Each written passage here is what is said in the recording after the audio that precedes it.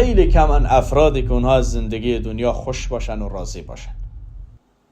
هر کسی را که ببینی به یک نوعی، به یک دردی، به یک رنجی، به یک غمی، به یک مصیبتی، به یک ابتلای گرفتار است. یکی دختر داره پسر نداره، یکی پسر داره دختر نداره، یکی دختر و پسر داره به اصطلاح دیگه مشکلی داره، یکی ازدواجش مصلحتی بوده، تحمیلی بوده، اجباری بوده، یکی فقیره، یکی مریض داره، یکی در سفر و در غربت به سر میبره. هر کسی به یک نوعی به یک مشکلی گرفتار است. غیبت را نشنوید، دروغ را نشنوید، تهمت را نشنوید، دود شنام را نشنوید، حرفهای زشت و نامعقول را نشنوید. به جای این همه چرندیات، به جای این همه مزخرفات، به جای این همه توهین، تحقیر، تمسخر، تهمت، غیبت، نمامی، سخنچینی، آیا بهتر نیست که ساکت باشید؟ یکی از جمله شکایت‌های بزرگی که امروز متاسفانه دامنگیر جامعه ما به دامنگیر مردم ما به ملت ما هست، شکایت و شکوه از زندگی هست. گاه وقت به خاطر آرامش بهتر یا آرامش بیشتر یا به خاطر مصلحت شبیه انسان نابینایی باشید که نبینید، عیب‌های مردم را نبینید، زشتی‌های مردم را نبینید، اعمال نادرست و کارهای خلاف را نبینید، فیلم‌های مبتذل نبینید، آنچه را که می‌دانید ضرر دارد نبینید تا آرامش بیشتری داشته باشید. و گاه وقت شبیه یک انسان کر نشنوید، خود را به ناشنوایی بزنید. یعنی آنچه را که می‌دانید ضرر دارد و مضر هست نشنوید. غیبت را نشنوید، دروغ را نشنوید، تهمت را نشنوید، دود شنام را نشنوید، حرفهای زشت و نامعقول را نشنوید. تصور کنید کر هستید. اگر می‌خواهید آرامش بهتر و بیشتری داشته باشید و راحت‌تر زندگی بکنید. و گاه وقت شبیه یک انسان گنگ یا لال ساکت باشید. بهتر از صحبت نکنید، گنگ باشید. اگر میخواهید سالم بمانید، میخواهید در آرامش بهتر و بیشتری به سر ببرید و از زندگیتان بیشتر لذت ببرید. و دین ما هم برای ما دستور میدهد که فلیقل خیرا او لیصمت، یا باید سخن خوب بگویی یا باید ساکت باشی. به جای این همه چرندیات، به جای این همه مزخرفات، به جای این همه توهین، تحقیر، تمسخر، تهمت، غیبت، نمامی، سخنچینی، آیا بهتر نیست که ساکت باشی؟ و کسی که سکوت می کند نجات می یابد.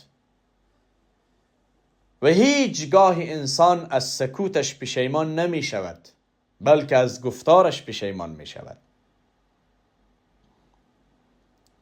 بنابراین گاه وقتی ساکت بمانید، هیچ حرف نزنید. و گاه وقتی هم مصلحت را ایجاب می کند که مانند یک انسان معلول یا فلج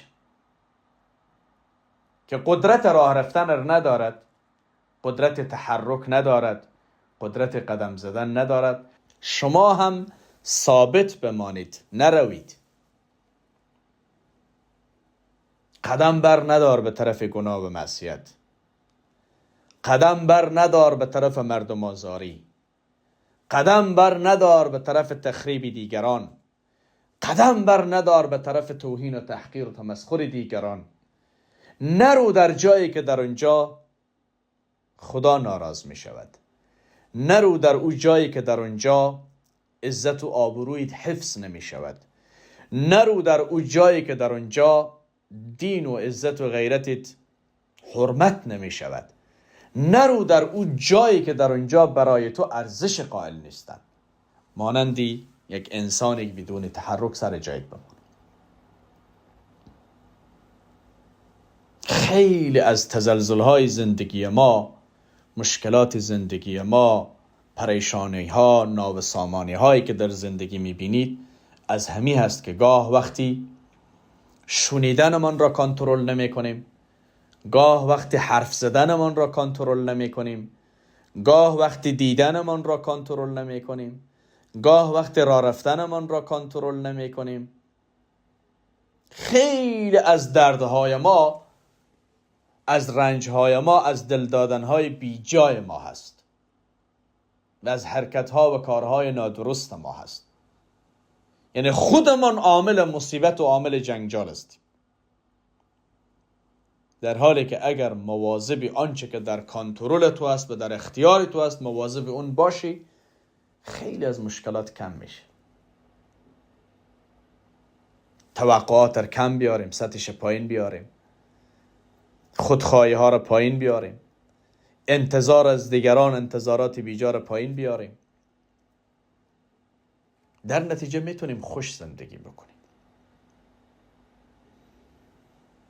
یکی از جمله شکایت های بزرگی که امروز متاسفانه دامنگیر جامعه ما و دامنگیر مردم ما و ملت ما هست، شکایت و شکوه از زندگی هست. کمتر کسی پیدا میکنی که او راضی باشد و او خوش باشد. خیلی کم افرادی که اونها از زندگی دنیا خوش باشن و راضی باشن.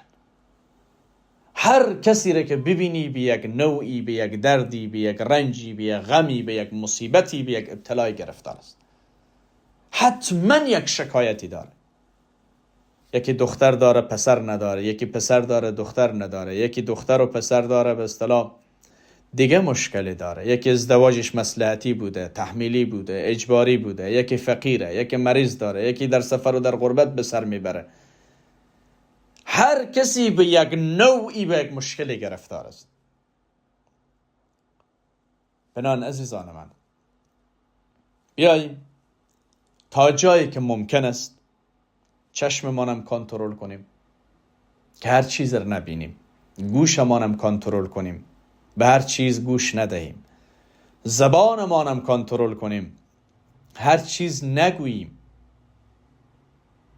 دست و پایمانم کنترل کنیم، به طرف هر کس نرویم، به هر جای نرویم، تا باشد که بهتر و راحتتر و باعزتر زندگی کنیم. موفق و مؤید باشین. السلام علیکم و رحمت الله.